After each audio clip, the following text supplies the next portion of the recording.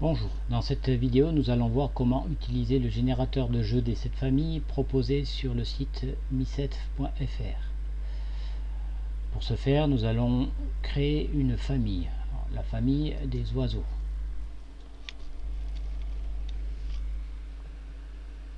Ajouter une famille. Dans cette famille, nous allons ajouter des cartes. La carte aigle,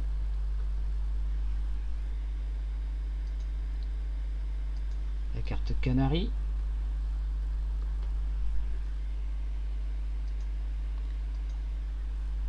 la carte chouette,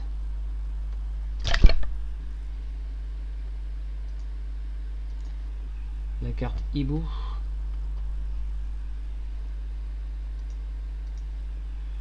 la carte perroquet,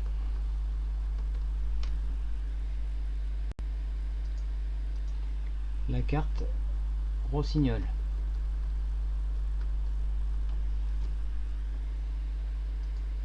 L'outil ne permet pas de mettre plus de 6 cartes dans une famille. Donc, si j'essaie de rajouter encore le pinson, je vais avoir un message d'erreur et je peux vérifier que la carte pinson n'a pas été ajoutée.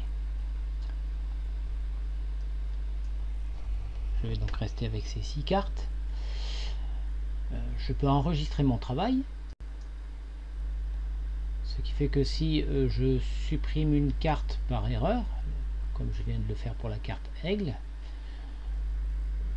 pour revenir en arrière, je n'ai qu'à faire F5, ce qui va provoquer un rafraîchissement de la page, et je retrouve la carte aigle. Pour chacune des cartes, je peux utiliser une image.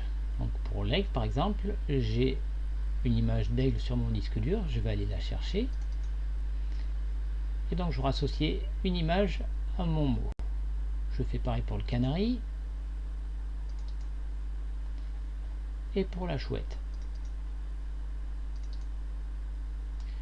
Je laisse volontairement les 3 autres cartes sans image, cela permettra d'avoir une idée du rendu.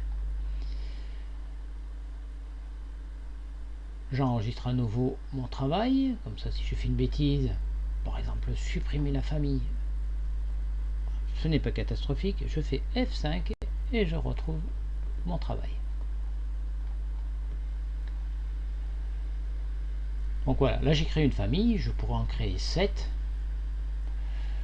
Je vais m'arrêter là et on va aller générer un PDF pour voir le rendu proposé par l'outil. Donc ici on voit, on a une seule page, on n'en a pas 7 évidemment, et donc on a ici 3 cartes qui utilisent des images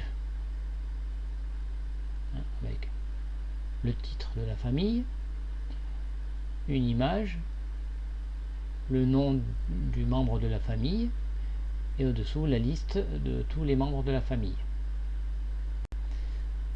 Au-dessous on a l'exemple de 3 cartes qui n'utilisent pas d'image. Donc dans ce cas là, le nom du membre de la famille est recentré, mais pour le reste la carte est identique.